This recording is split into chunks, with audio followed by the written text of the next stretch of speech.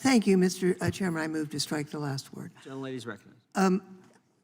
A lot of incorrect things have been said here, and it's really very challenging to deal with all of them. I will say that as to the January 6th committee, a number of courts considered the question of whether it was properly constituted, and all of them found that the committee was properly constituted. We did issue subpoenas to members of Congress who did not comply. We did not refer those matters to the DOJ, primarily because of Article 1, Section 5, which says that each House should determine the rules of its proceedings and punish its members for disorderly behavior.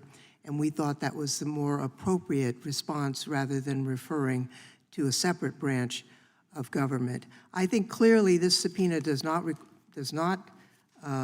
effort does not comply with the rules, with the four-pronged test of the Missouri standard, with the required consultation.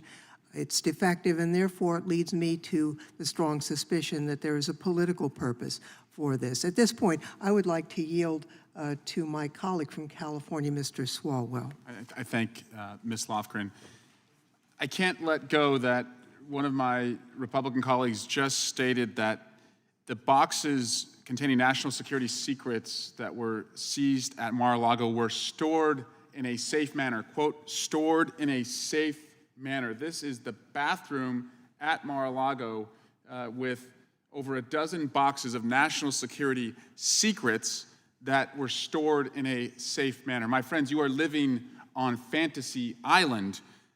That's where cults live, so that makes sense. But this bathroom is a mess. This committee has been a mess, and this Congress is a mess. This is not stored in a safe manner. It's delusional to say that. But let's talk about the witness you're seeking to hold in contempt today, because that person is a ghostwriter. That's where we have now landed in this long investigation. We're going to hold in contempt a ghostwriter. And why are they seeking a ghostwriter? Because they have literally run out of people to support their baseless, false, completely meritless allegations. I'll walk you through some of them.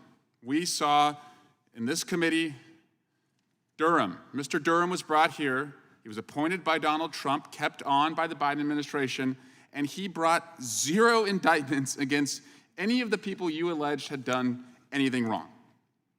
Then we had Mr. Hur, who was appointed by President Trump, kept on for the investigation of the mishandling of classified documents by the Biden administration, and said there was 0 legal wrongdoing by President Biden.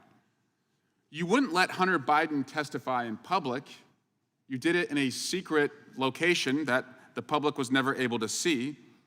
That transcript didn't go so well for you, so you never brought him back in public.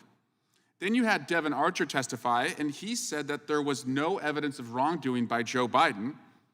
You brought in Tony Bobulinski, a person who would best be remembered for suing his cancer-ridden father's charity. Then there was Alexander Smirnov, who had the smoking gun about all of the Biden corruption. He's not available because he has been indicted for being an agent of the Russian government. There was Mr. Gall Luft.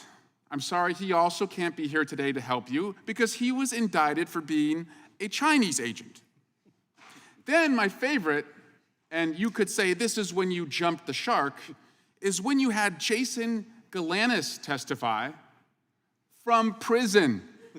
You zoomed a guy in from prison to try and support your investigation. Guys, in baseball, you get 3 outs and the inning's over. In football, you get 4 downs and then it's over. You're out of outs, you're out of downs.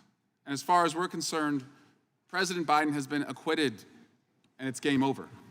And I yield back to Ms. Lofgren. Thank you for yielding back, and I yield back, Mr. Chairman. Gentlelady yields back.